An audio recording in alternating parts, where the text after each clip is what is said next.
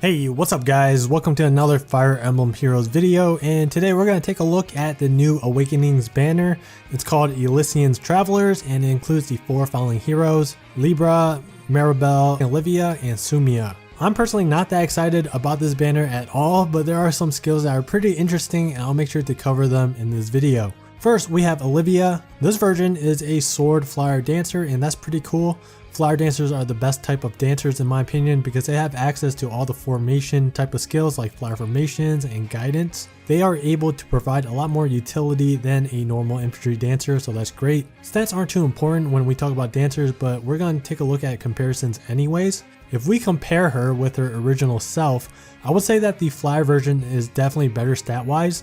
She has the same amount of health, 2 more attack, 1 more speed, 1 less defense, and 3 less resistance. I'm a big speed guy, so I personally would take the 1 extra speed for 1 less defense and 3 less resistance.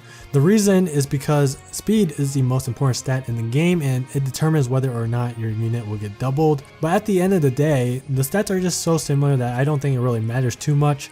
Both Olivias are solid units. Then if we compare her with the other red flyers, then she's pretty underwhelming, but that should be a given considering that she got hit with the Dancer BST penalty.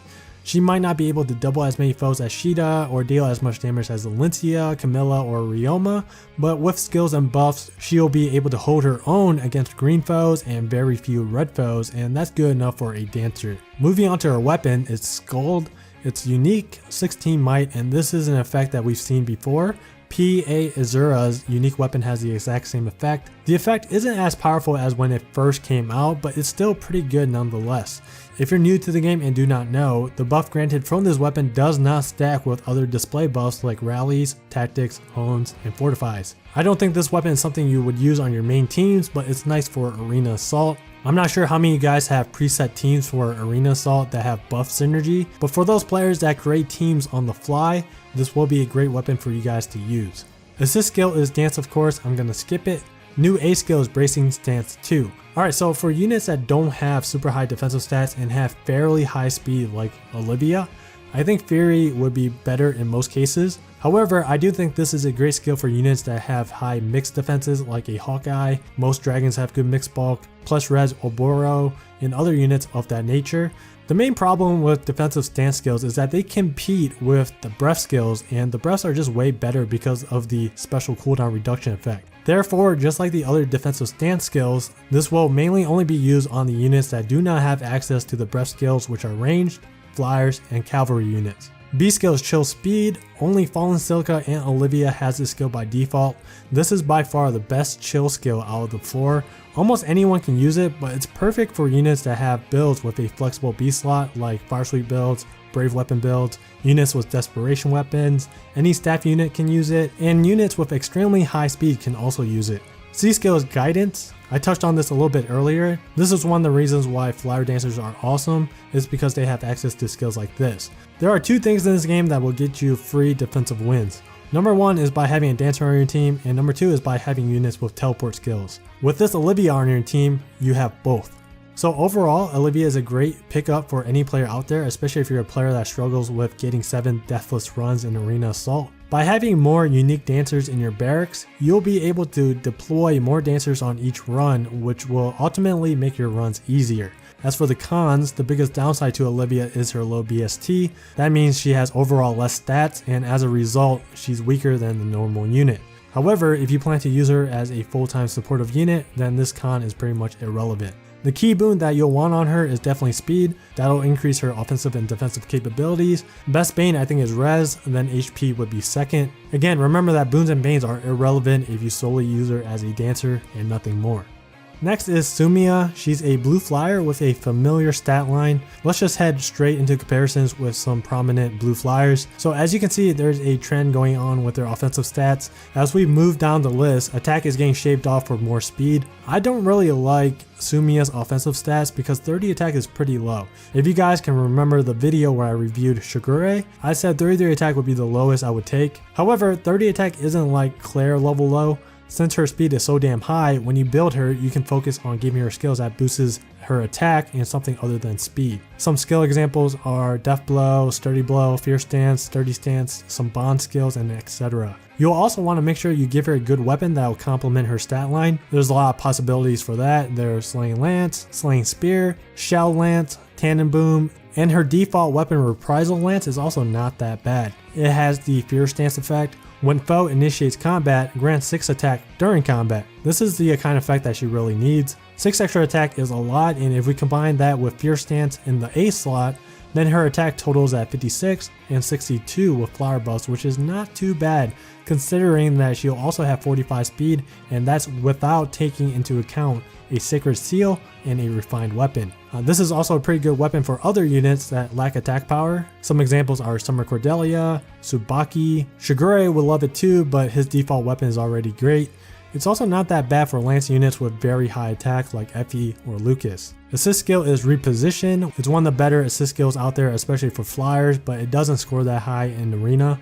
Ace skill is Close Defense. She does have decent mixed bulk and Close Defense increases that. The problem is that if she has Close Defense, then she lacks power, so it's kind of a weird trade-off. I guess with buffs and Reprisal Lance, she does have 56 attack, which is okay and good enough to take out red units, but she will end up struggling with one round KOing other colors. New B skill is Attack Defense Link. I'm not entirely sure what I think about this skill, at least on her. Whatever team you put her on, she's probably going to end up receiving some type of speed and attack buff, whether it's from Flower Emblem buffs or tactic skills. These buffs do not stack with one another because they are all display buffs, but even so, I do see the synergy it has with the other default skills. Reposition obviously works perfect with Link skills. Reprisal Lance grants her attack, Close Defense grants her defense, and Attack Defense Link further increases those two stats even more. With all of that combined, on the enemy phase, she'll have decent attack and bulk. She'll have something like 56 attack and 41 defense, which is pretty nice. Sumia is not a bad hero at all, but the problem is that there's just too much competition in the blue flower category. Cordelia and Shigure are both available as 4 stars, and I think both of them are actually better than Sumia. I think the only reason to summon for her is for her lance and attack defense link. The best boon for her is attack, second would be speed, best bane is for sure resistance. Up next is Libra. He's an infantry axe unit. He has a pretty nice balanced stat line across the board. It's quite similar to Hawkeye's. Libra has 5 less HP, 2 more attack, 10 more speed, same defense, and 1 less resistance. The big difference is the 10 difference in speed, but the thing is, Hawkeye doesn't really need the speed. That's his most disposable stat, and he's always built in a way to use that low speed to his advantage in order to charge up his special faster. So I don't think Libra entirely overshadows Hawkeye or anything. The thing about Libra's stat line is that you can build him in so many different ways depending on IVs. He can go player phase with a plus speed boon, or he can be built enemy phase with a speed bane. He's just so flexible, and that's great considering that he's most likely going to be demoted down to 4 stars in the future. This guy is going to be a great unit to 5 star plus 10. His weapon is Woe Gun, deals 10 damage when special triggers, basically a woed out axe. It's not new because Big Bulge Alphonse's Giant Spoon does the same thing. However, Giant Spoon is seasonal, so it's awesome that they added the woed out axe into the normal summoning pool. It's also cool that they gave him Noontime in his base kit because the woed out effect works with it. If you give him Steady Breath and Quicker Post, then he'll be able to activate Noontime on his first and second counterattack. It'll be like 2 little mini Aethers is what the community calls it. B skill is Renewal. It's good for PvE content and for arena scoring. However, it doesn't really help in arena combat wise, and I can't really give you any suggestions for the B skills because he's just so damn flexible. C skill is Spur Attack Res. He's the only one with this spur combination. Other than that, it's kind of whatever. Libra is an above average unit. His strength lies in his even stat spread. He's not locked into one specific role like most units, but the thing is that whatever role you put him in, it's not like he's the definite best in those roles. Therefore, his even stat spread can be seen in a negative way as well because he doesn't excel in anything and it's difficult to min-max him. The only role that he might be the best in is to be an enemy phase mixed tank, but that's debatable. Best boon for him I can see being 3 different stats. They are speed, defense, or res. Speed favors player phase sets while defense and res are for enemy phase sets. Unfortunately, all of his defensive sets have super banes, but the best bane is either HP or speed. If you plan to give him an enemy phase quicker pro set, then try to focus on his defensive stats and ignore speed. He only wants minus HP if he's going for any type of speedy build. Last hero of the banner is Maribel. She's our 4th Troubadour, and we finally got somebody arguably better than Ilias. Ilias was known as the best healer in the game for a long period of time. Maribel has 4 more health, 3 more attack, 1 more speed, 3 less defense, and 5 less resistance than Ilias. Offensively, Maribel is obviously better. She'll be the superior Razzle Dazzler. With Horse Emblem buff, she can actually hit pretty damn hard, so don't think that she's a weakling just because she's a healer. I think the only pro that Ilias has over Maribel is her resistance stat. She can get her res high enough to run ploys effectively without having to invest too many resources into increasing her res, but that's only if you want to run ploys on her. If you don't, then Maribel overall is better. She has a new staff called Trilemma. Basically, this staff inflicts triangle depth 3 on the target and foes within 2 spaces of the target. I think this is the most interesting skill in the entire banner. Cancel Affinity is a skill that isn't used that often, and I think you can build a pretty cool team with these 2 skills. Let's say your team has Maribel, Ryoma, Soleil with Cancel Affinity, and a male Robin. This team is very weak to tanky blue units, like let's use Distant Counter FE for example. What you can do is use Maribel to inflict the Triangle Depth 3 effect onto FE, then when you use Cancel Affinity Soleil to attack FE, the damage calculation is calculated as neutral. Neither party has an advantage, nor do they have a disadvantage. So I think team building wise, this weapon is pretty neat. Other than that, you can make your opponent's green units weaker to your red units, or their blue units weaker to your green units, so on and so forth. I think that's kind of overkill, but that is what you can do with this weapon. Assist is Martyr Plus. It's not that good on Maribel. I think Recover Plus or Physics Plus would be better considering her stat line, but Martyr does synergize well with her special Miracle. B skill is Dazzling Staff. Bridal Lyn was the only other unit with this skill, so now we finally have Dazzling Staff in the summoning pool. That also means that we don't have to keep killing Jenny now to give staff units Razzle Dazzle, so that's pretty awesome. C skill Staff Valor. I'm sure you guys are aware of how long it takes to grind SP for staff units and how tedious it is. This skill will speed up that process. However, I don't think many players have a lot of healers that they want to train up and grind SP for, so this might not be a must-have Valor skill, but I would still recommend summoning for it regardless, just in case you do want to train up a staff unit in the future. Maribel is one of, if not the best staff unit in the game right now. She has the best offensive staff for a healer, and like I said, when she is granted Horse Emblem buffs, she'll be a real player phase threat.